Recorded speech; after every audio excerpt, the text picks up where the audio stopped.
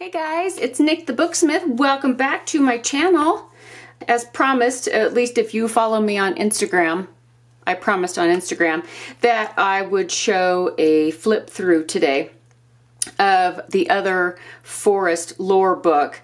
So if you remember last week, this was the first one, the first forest lore book. If you have not seen that one, I'll put a description, a link in the description box below so that you can go check that one out. And this was the first guy, and I did this for the Graphics Fairy design team for the project for February.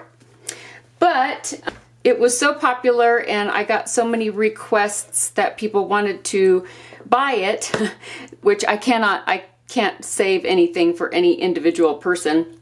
I thought I would go ahead and turn the one that I was working into a forest lore book. The pages on the inside are a little different. They're still botanical themed, but they are different.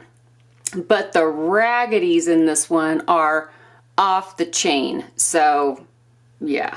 Anyway, I love this book. I think it turned out really, really well, and I hope you guys like it too. So it has a similar color on the outside with a similar treatment as far as kind of making it look aged and weathered and that kind of thing in this deep forest green. And the difference on the cover, of course, is this one had a tall, skinny image with the trees, and then I did the lichen, remember, on this one, which took forever. I'm just going to tell you that right now. To get that all right, that took forever. At least how it needed to be right in my brain, right? So this one has an oval instead with a vintage, this is an Arthur Rackham illustration. On the spine is some gold gilding and a library sticker for this. Midsummer Night's Dream, and this is also from a library book and from Yale University. So here is the back, and as you can see, all the wonderfulness all kind of hanging out here. This is a poppy seed pod, dried one from my yard, and so let's go through this thing. It's the same size, same amount of pages, all that kind of thing. On the inside, the end pages are very similar. Just something that I digital stamped, which we're going to do soon. We're going to do that soon here on YouTube. We're going to digital stamp. I made another little pocket, and this is just a little seed packet. It has one of my title pages from one of my kits, and this is the chrysanthemum title page. And this one is kind of different. It has some pages from a kid's book. I love that little book.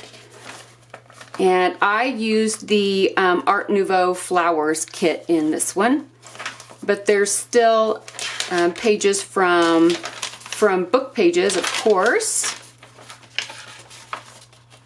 Isn't that neat looking? I love that. I did some sewing and just put some random papers in here, of course. So this is the first raggedy. Here,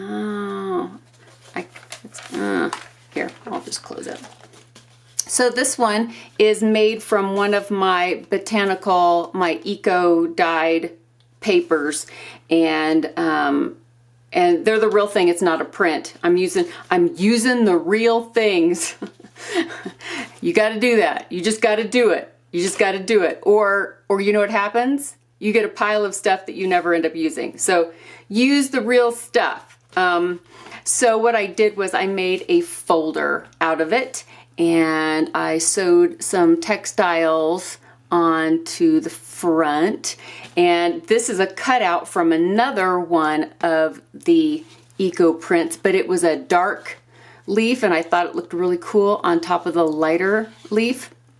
And this is where I added the seed pod up here that I wrapped in fabric, and then I added some little green little green snippets and a little page tab out of some hand marbled paper, a scrap of that I had. And then you open it up and you see the daisies that I had.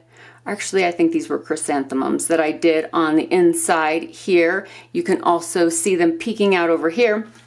And these are pieces from another page. So this one went with this one. That was on the back side of this one. And then these were a viburnum bush, I believe. So I cut them out individually and then stacked them up, so it kind of had a little bit of a 3D effect. So you see like the daisy shapes in the background, and then these are all layered up, kind of hanging out over here over the edge, and then we've got this dark leaf over here with another little green snippet sewn to it. So I think that turned out kind of cool. There's some neat leaves on the back of that one too. So kind of pretty. It's chunky and it hangs out a lot, but that's okay. That's okay. And I just got to find where it was. Okay, it goes there. And then I've got some, like this is a little file folder I made, and it's got a little pocket that things could be put in. There is a vintage accounting page. There's another one of those Art Nouveau papers. I love thistles. I know they're a pain in the butt if you get them in your yard, but I love the looks of them. This one has a little pocket. This one has a little tab. And the book pages, some Florentine paper that I had.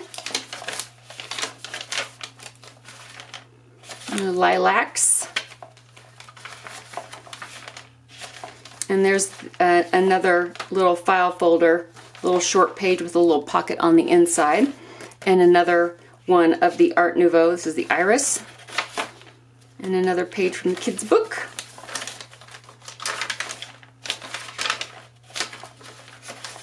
And this is just a random little page that I put in there. And then this one is not a folder, it's just a flat raggedy. But it also has a layering effect of some cutouts that I took.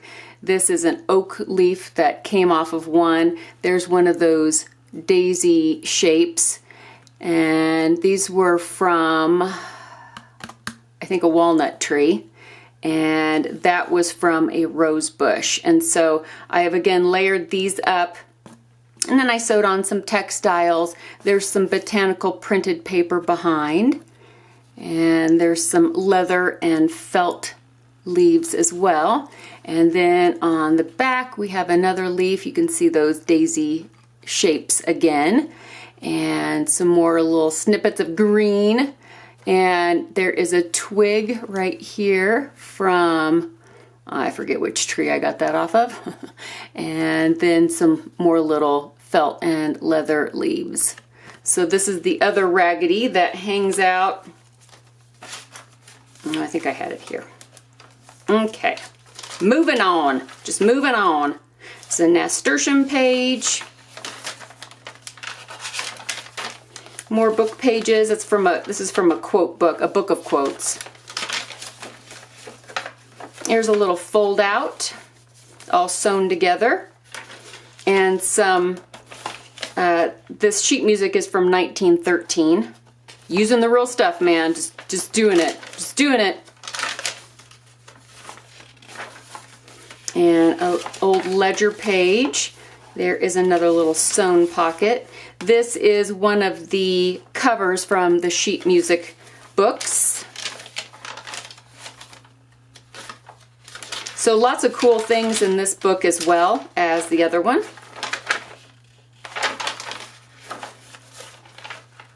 This is where my sewing machine got all out of tension. It's still out of tension. I gotta fix it. Do you see how funky the stitches are? Look how wonky and funky. They look like just little scribbles of something. I don't know. It looks better on this side. But I thought, oh, I'm leaving that. Gotta leave that. I was like, what happened? And that stuff happens like out of the blue. Just all of a sudden your sewing machine goes, nope. And that is the back. So this is Forest Lore 2.0, or whatever we decided to name it on Instagram. Little brother, little sister, sibling. I don't know. But anyway, both of these will be going up for sale, and I will do that Saturday morning. I will, see, today is Tuesday. I'll put that down in the description box below. I need to look at my calendar for that day and make sure I'm not going to be, somewhere else. That would be bad to give you a time and then not do that. So I will put that down in the description box below. So that is the 2 Forest Lore books. Okay, so another thing I wanted to go through today was just some hints, some tips and tricks for buying stuff on Etsy, and maybe it'll help you guys out a little bit. So for the first thing, digitals. When you buy digitals, whether you're buying them from me or one of the other 4,000 or 5,000 digital stores on Etsy, make sure you are logged into your account, okay? Because if you're not logged into your account, you can still purchase the downloads, but Etsy won't know what account to link those downloads to. So they're just going to be hanging out in limbo like little orphan digis and not know where to go. You'll still get an email, like a receipt, but since you weren't logged in, the link won't work. You won't be able to get your digitals. So if this does happen, holler at me and I can just email you the files, or you can contact Etsy, and as long as you have that emailed receipt, they can merge accounts for you. I think Etsy needs to do away with the whole guest account thing. And that's when you're not logged into an account and it lets you finish the checkout. It's just you're a guest instead, which is probably okay if you're being mailed something physically, but it totally screws you over if you're gonna get a download. Why do they even do that? It's so weird. Why? Why do they do that? Anyway, just as an FYI, you can always get your digitals by clicking on your account. So make sure you purchased your digitals, logged in, and when you go back, make sure you're logged in again. And you can always get all your digitals, even from 2, 3, 4 years ago, doesn't matter, by clicking on your account, and then you select purchases and reviews.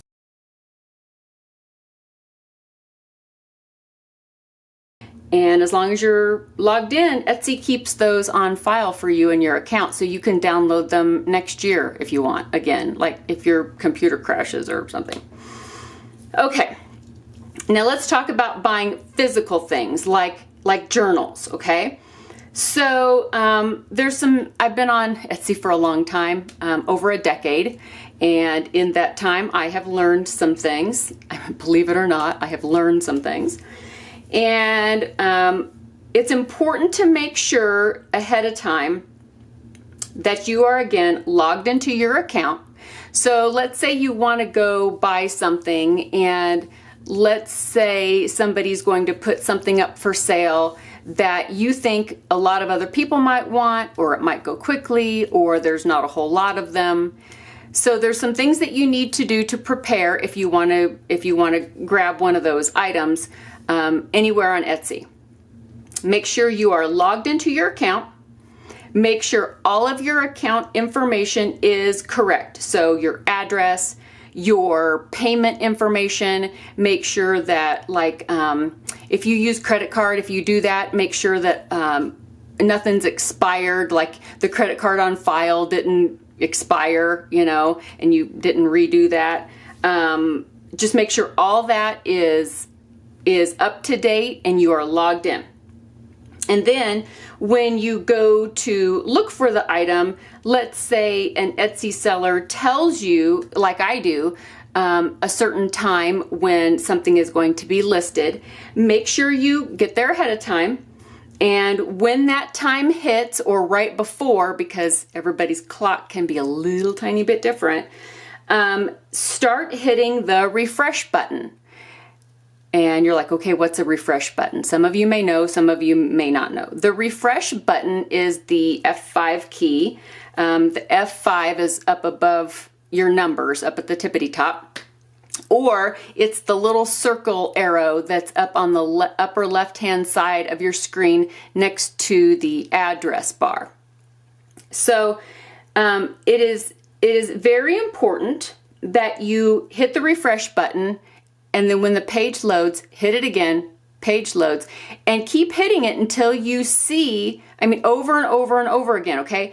If you don't hit the refresh button, you won't see when something is listed. The Etsy website does not auto refresh their pages. So if you are familiar with like Facebook or something like that. So let's say you're sitting on Facebook and people type something and you don't have to do anything, it just fills in. You just see it, it loads. Well, Etsy's web pages don't do that. If you go to somebody's Etsy store, and let's say somebody is going to list something and you get to their store and you don't see it and you just sit there, well, that page is going to remain the exact same because it stays how it is when you got there.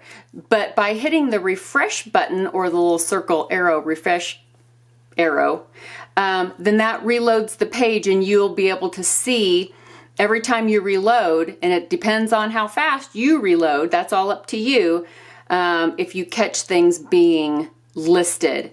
Because if I list something, let's say I'm going to tell you that at 5 o'clock in the afternoon, I'm going to list something, and I hit the publish or list button at 5 o'clock. Well, it takes a few seconds for Etsy's website to collect that and to spit it out as a listing, okay? So I say 5 o'clock, but it's however fast Etsy's web page does its thing.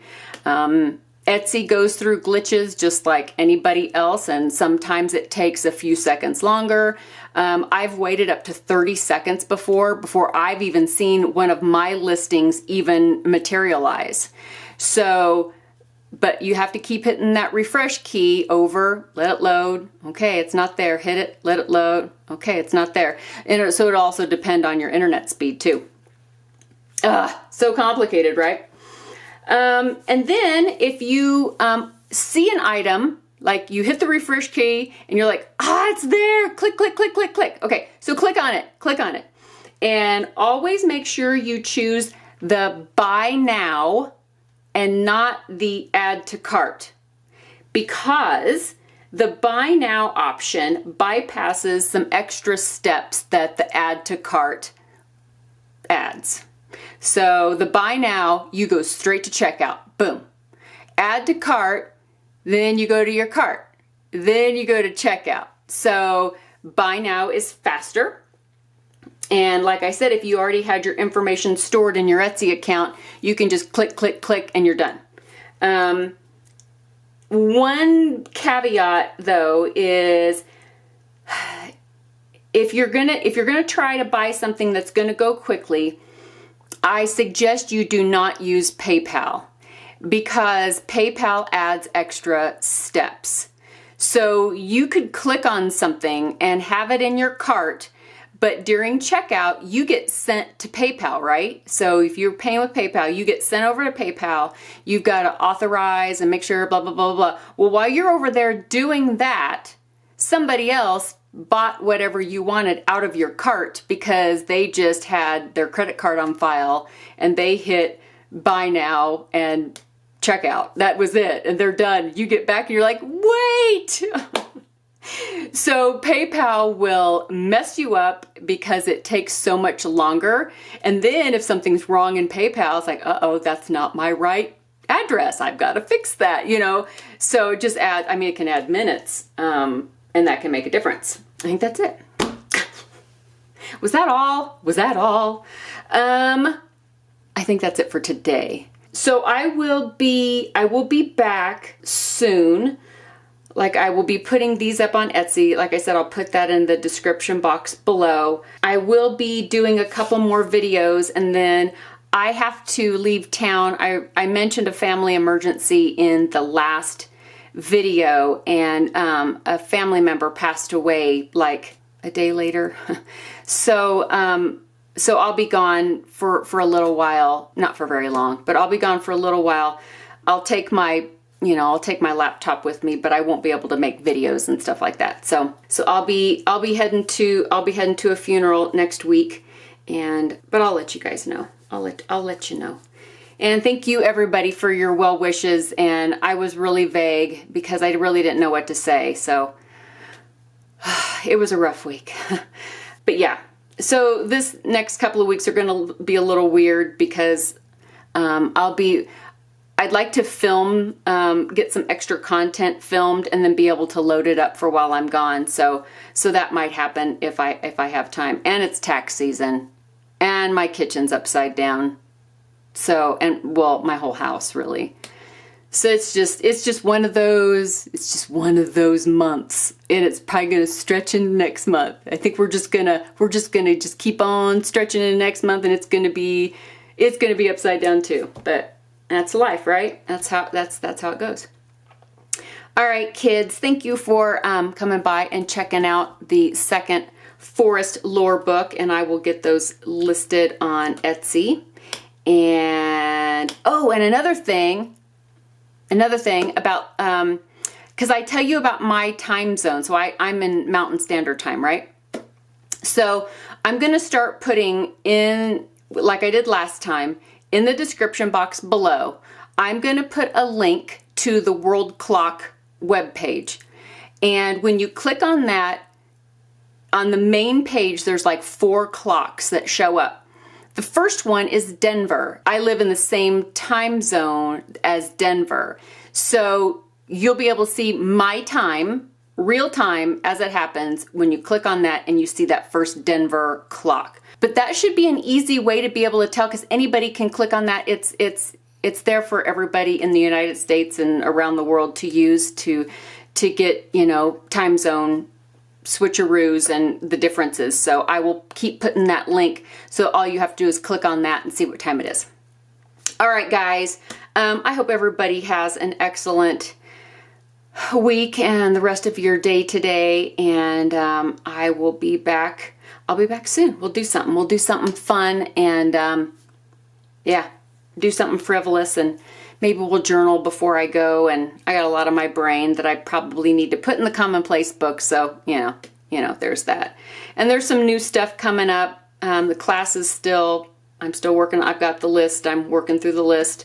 And some new stuff for the Etsy store too, and some Photoshop fun. So there's a lot coming up, and I appreciate you guys being along for the ride. All right, guys, everybody have a great evening, and I will see you in the next video. Bye, guys.